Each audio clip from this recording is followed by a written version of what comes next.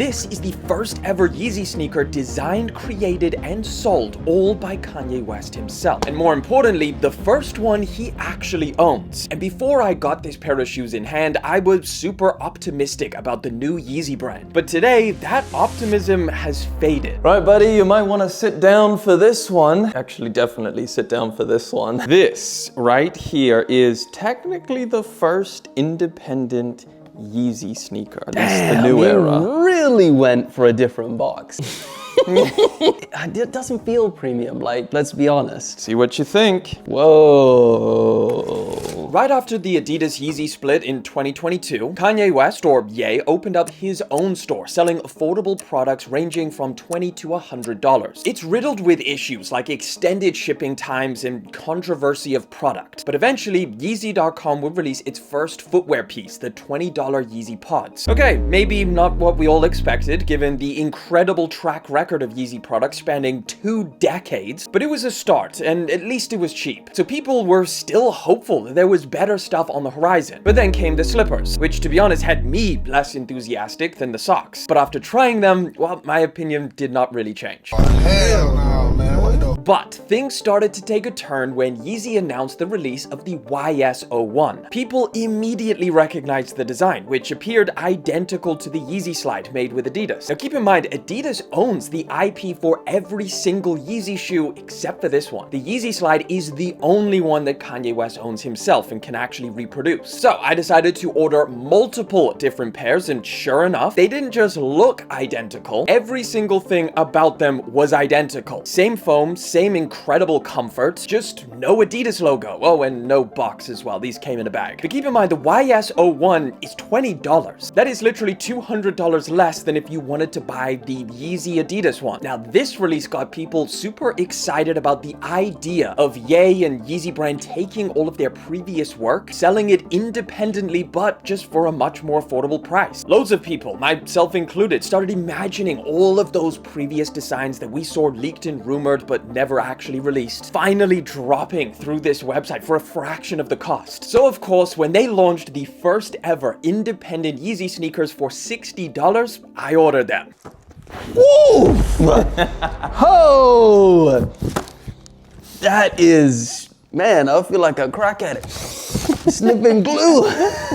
Now again, extended shipping, it took a while, but 4 months later, they showed up at my door. Here they are, and I've been wearing them around for the past few days, trying to get a real understanding of how good this pair of shoes is, if it is even good. And you know what? To just completely answer that question, these are good shoes. They're called the BL-01, which many interpret to be the bully sneaker. I don't know whether that's the official abbreviation BL or if it's just the internet coming up with a name for these. Oh, and also the price is now $80. They bumped that up for some reason. Not bad at all. Really? Not bad. I would 100% wear these. I seriously don't mind these. It's interesting he's gone with the no laces finally. Damn. Comfortable.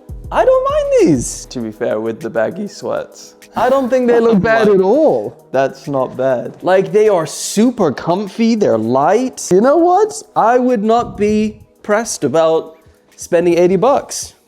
Wow, okay. Okay, so there's potential. Even Dylan liked this pair of shoes. However, I do definitely agree. The whole silver box thing really does not give off a premium vibe at all. But the sneakers themselves, well, they're made from textile and rubber with a foam midsole. They only come in full sizes and there's no size chart. Now, I'm a US 9 in Nike, so I went a size down because usually Yeezys run a little bit larger and these are definitely tight. So, I mean, if I had to make a recommendation, I'd say go true to size unless you're in the middle, you're a half size, just round up. Now, to my surprise, these are actually also very comfortable. The upper is pretty soft. There's plenty of padding, especially with this beefy tongue. I guess you could call it a tongue. The ankle area also has a ton of that padding. The foam midsole doesn't really feel much like foam. It almost feels like rubber. It's pretty firm, so you're not going to get that super cushioned feeling walking around in these, but they're lightweight and pretty nice to walk around in nevertheless. Now, it's a pretty unique shape. So I threw pretty much every type of pant that I had have in my wardrobe at these to see what goes the best in terms of styling them. First off, don't even bother trying to wear shorts with these. I think generally speaking, black shoes are a lot harder to wear with shorts, but ultimately I just think the look of them with shorts is just a little bit strange. I think the fact that this is so puffy around the top and then also there's no laces just makes shorts, generally speaking, a little bit tougher to style. But with long pants, that's where these things really started to look a lot better. Baggier pants, even slimmer fitting pants, I thought those looked really good. The overly baggy pants, that kind of covers them up a lot. I mean, these are chunky shoes, but not like massive. Ultimately, I think the slimmer fitting cuts look pretty decent with this pair of shoes. I just wish they did more colors other than just black. I even tried on some of the $20 Yeezy stuff to see if these were made to go with Yeezy clothing, and it's not too bad. I mean, the baggier joggers look fine. The cuffed pants also look pretty good. Overall, I like this shoe. It has a lot of that Yeezy 700 DNA in it, especially the MNVNs. That's the one that really reminded me of this pair. In fact, I think the tongue design is very, very similar. Even the material, the way that it's got this nylon feeling, soft stuff, almost neoprene feeling, padded upper. But I did say at the beginning of this video that my optimism has faded, yet I like this shoe. Like all of the products that you can get on Yeezy.com right now, except for the YS-01, the Yeezy slides, they're affordable, but they all feel priced accurately. Would I pay $20 for this hoodie? No, because I would pay $20 and I probably wouldn't wear it. I know a lot of people, when they see these prices, they think they're going to be getting insane value because it's Yeezy. But sadly, that's just not the case. This shoe feels like an $80 sneaker, maybe even $60. It doesn't feel like you're getting a crazy steal or anything like that. In fact, if anything, you can find a lot of other better options for the exact same price. The Asics 1130, New Balance 9060s, the Nike V5 Runner. Hell, you can even find Adidas Yeezys for less than this. Not to mention, most of those you could probably have in your hand tomorrow and skip the 4-month wait. So why buy this one? And I think that is the real problem here. It's not that the shoe is bad, it's the idea of Kanye West finally owning something, his own work, building it from scratch, selling it direct, cutting out the corporations. But then the first real sneaker arrives and it just feels like a regular shoe. The opportunity feels like it's being underutilized. I mean, even if there was an ounce of explanation into the design, the idea behind this pair of shoes, or just an explanation on the entire Yeezy brand and all of the products, it would help people connect to these things a lot more. But instead, people are kind of just left assuming different ideas on what they think this new Yeezy brand actually is. I mean, if this was the first ever Yeezy shoe, it might even be impressive with a ton of potential, but it's not. We're talking about the guy who started his sneaker journey back in 2006 with a Reebok design, worked with Bape on the College Dropout Bapesters, made shoes with Louis Vuitton in 2009, started with Nike right after, and then created one of the most valuable brands with Adidas, generating billions. And after 2 decades of working with some of the largest brands on the planet, creating hundreds of different products, we get this. Again, not a bad shoe, just not great, which is what I think people expect from Yeezy. I like the idea of affordable Yeezy stuff, but there is a bunch out there. So again, we're just left with the question,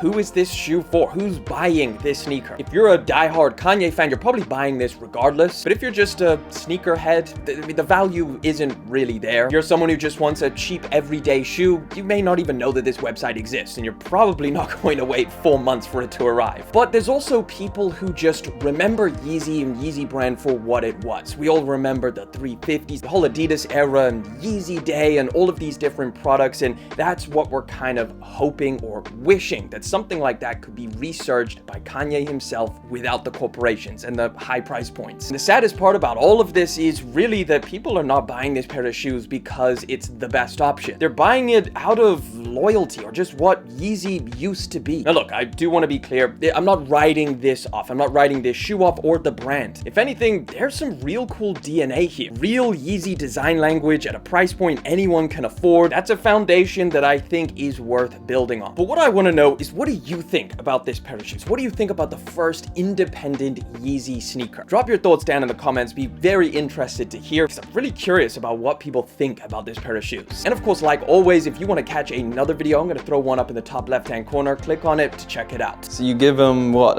out of 10? I would give these like a 7 out of 10. Wow. Yeah. Okay. I really don't mind these.